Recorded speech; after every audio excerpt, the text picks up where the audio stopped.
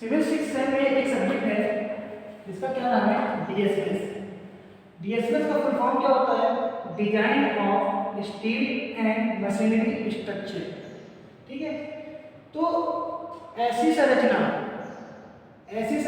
क्या हो जो स्टील और मशीनरी के द्वारा बनाई जाती है, तो हमारा किसमें पढ़ाई जाती है डीएसएस के अंदर।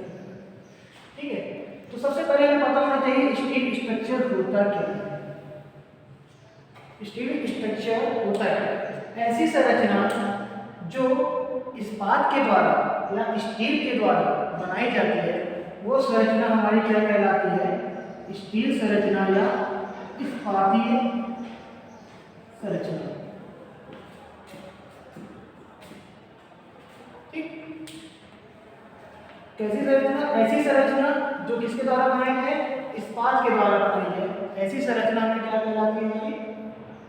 स्टील स्ट्रक्चर कहलाता है, इस्पाती संरचना है। अब हमें पता होना चाहिए स्टील होता क्या है। स्टील क्या होता है? स्टील होता है कंपोजिशन ऑफ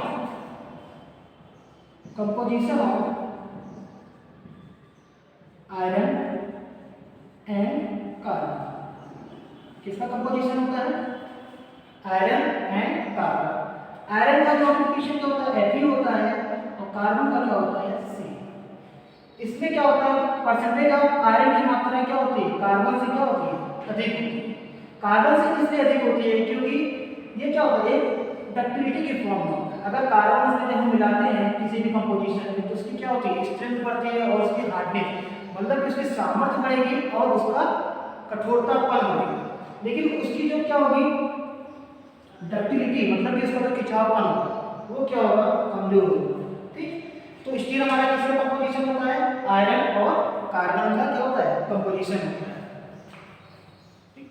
अब हम बात करते हैं मेटल, धातु। धातु हमारे कितने प्रकार के होते हैं? दो प्रकार के होते हैं। एक होता है फेरस मटेरियल, दूसरा क्या होता है? Non ferrous material. Ferrous material ऐसा मटेरियल जिसमें क्या होगा?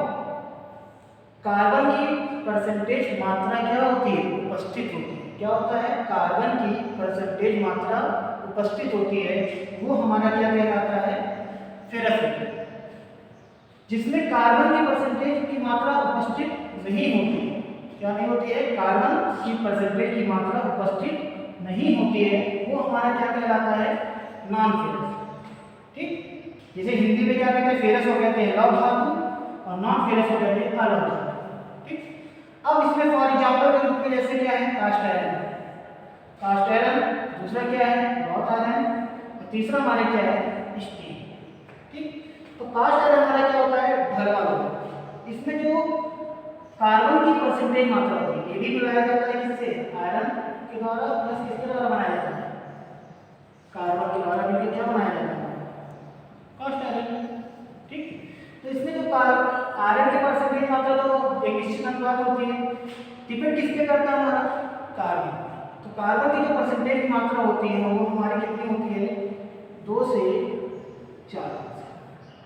कितना होता है? 2 से 4%। किसमें? कास्ट आयरन में। ठीक है, दूसरा हमारा क्या है? रॉथ आयरन। रॉथ आयरन हमारा क्या होता है? पिटवा। ठीक है, इसे क्या है? पीट के क्या किया जाता है? बनाया जाता है। वो क्या होता है? हमारा पिटवा। इसमें क्या होता है? जो कार्बन की परसेंटेज मात्रा होती है, ठीक है, जो इसमें रॉथ आयरन में जो कार्बन की परसेंटेज मात्रा होती है, वो हमें कितना रखना चाहिए? 0.15% से क्या होनी चाहिए? कम होनी चाहिए। ठीक है, इससे अधिक नहीं होनी चाहिए। तो वो हमारा कौन सा आयरन कहलाता है? रॉथ आयरन। अब दूसरा क्या? तीसरा क्या है हमारा? स्टील। स्टील में जो कार्बन की परसेंटेज की मात्रा होती है वो कितनी होती है हमारी? स्टील में हमारी जो कार्बन की परसेंटेज मात्रा होती है वो 0.15 से कितने परसेंटेज तक होती है? 2%। ठीक है, अब सब दूसरा क्या है? नॉन फेरस अलौह धातु। ऐसा धातु जिसमें क्या हो? कार्बन की उपस्थिति न हो, वो हमारा क्या कहलाता है? अलौह धातु। जैसे for example ammonium and copper. इसके बारे में आपको ज़्यादा जानकारी की जरूरत नहीं है। ज़्यादा जानकारी आपको जरूरत है क्या? स्टील। स्टील होता है क्या? इसके बारे में स्टील की बात हमें बता दी, जब कार्बन की मात्रा क्या हो तो 0.15 से परसेंट से कितना हो 2% तक होता है, तो हमारा क्या कहलाता है, स्टील कहलाता है। ठीक, जैसे जैसे हम कार्बन की मात्रा बढ़ाते जाते हैं तो उसमें हमारा क्या क्या डेवलप होता है, किसी भी स्टील में अगर हम कार्बन की मात्रा बढ़ाएंगे तो हमारा क्या डेवलप होगा, उसमें स्ट्रेंथ डेवलप होगा, मतलब कि सामर्थ्य, सामर्थ्य क्या होगी, डेवलप होगी। उसके बाद उसमें क्या डेवलप होगा, हार्डनेस, ठीक है, इसमें क्या कठोरता का। लेकिन डिक्रीज क्या होता है, डक्टिलिटी,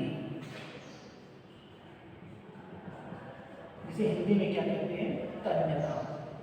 ये क्या होगा, डिक्रीज, क्या होगा, खिंचावपन उसमें क्या होगा, अधिक होगा। ठीक, डक्टिलिटी क्या होगी, कम होगी, मतलब इसमें जो खिंचावपन होगा वो क्या होगा, कम होगा, मतलब इसको हम खींच सही से प्रॉपर वे से नहीं कर पाएंगे। अगर ये डक्टिलिटी की मात्रा क्या हो, अधिक हो, कठोरतापन कम हो और सामर्थ्य क्या हो, कम हो, तो उसका क्या होगा, तार के रूप में कन्वर्ट कर दिया जा सकता है। अब इसके बाद बात करते हैं, इसके बाद हम बात करते हैं, ठीक है। अब आपको जो हमें design of steel machinery structure में जो एक आईएस कोड प्रयोग किया जाता है, वो कौन सा कोड है हमारा, आईएस 800 2007। ठीक है, कौन सा कोड है हमारा, वो आईएस 800 2007। 2007 हमारा क्या होता है, सन होता है, इस सन में इसको क्या किया जाता है, बनाया जाता है, इसको क्या किया जाता है, मॉडिफाई किया जाता है। 800 हमारी क्या होती है, सीरीज होती है। आप कोई भी स्टील का कोड देखेंगे, चाहे वो वर्किंग स्टेप मेथड पे होगा, चाहे वो एलएसएम बेस के मेथड पे होगा, सीरीज आपकी यही होगी, आईएस 800। ठीक है, आईएस 800 जहां आपको दिखेगा वहां उसका मतलब हो जाता है कि जो आपकी डिजाइन करनी है वो किससे करनी है, स्टील के बीच।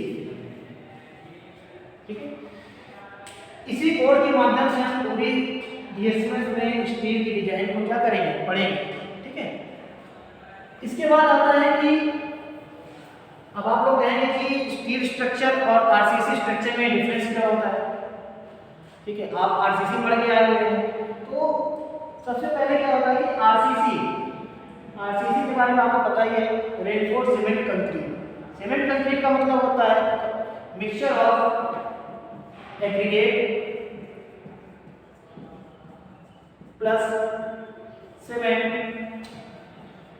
एंड वाटर, इन दो तीनों का मिक्सचर होता है, वही हमारा क्या कहलाता है, सीमेंट कंक्रीट। सीमेंट कंक्रीट क्या होती है, कंप्रेसर में तो मजबूत होती है लेकिन तनन में क्या होती है, वीक होती है। तो तनन को कवर अप करने के लिए वहां पर हम क्या प्रोवाइड कर देते हैं, एक रॉड प्रोवाइड करते हैं जो किसका बना होता है, स्टील का बना होता है। तो उसे हम ऐसी संरचना हम क्या कहते हैं, आरसीसी संरचना, आरसीसी संरचना कहते हैं। ठीक है, अब बात करें दोनों में बेटर स्ट्रक्चर कौन सा होगा, दोनों में बेटर स्ट्रक्चर इसका होगा, स्टील का होगा या आरसीसी होगा।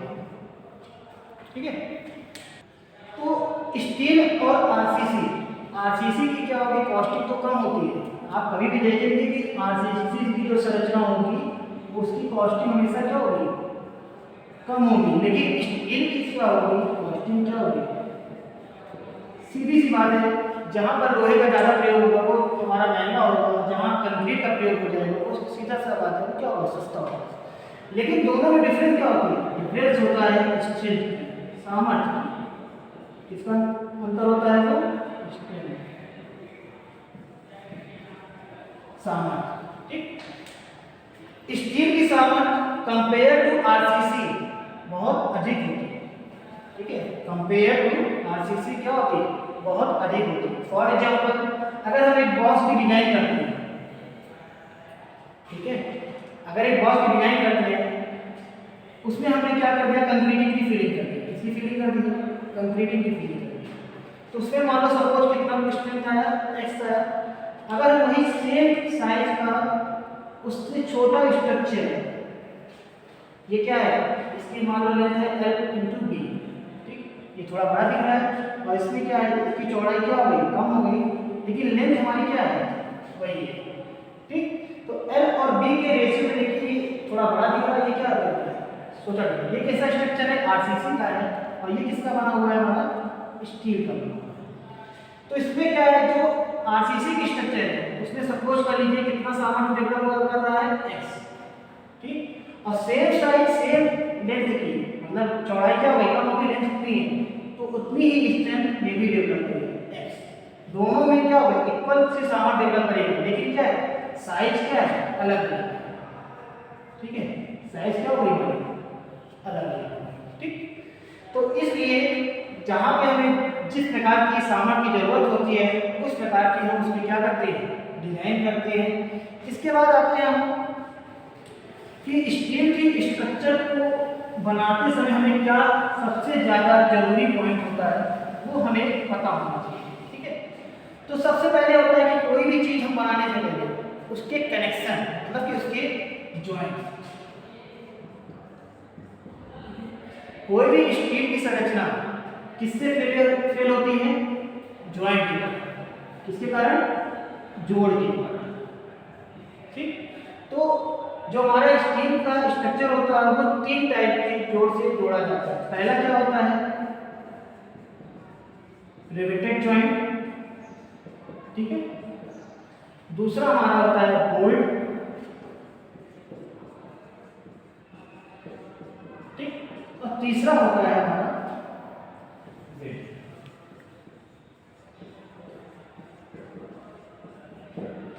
इन्हीं 3 जोड़ों के द्वारा हम स्टील के स्ट्रक्चर को क्या करते हैं, डिजाइन करते हैं।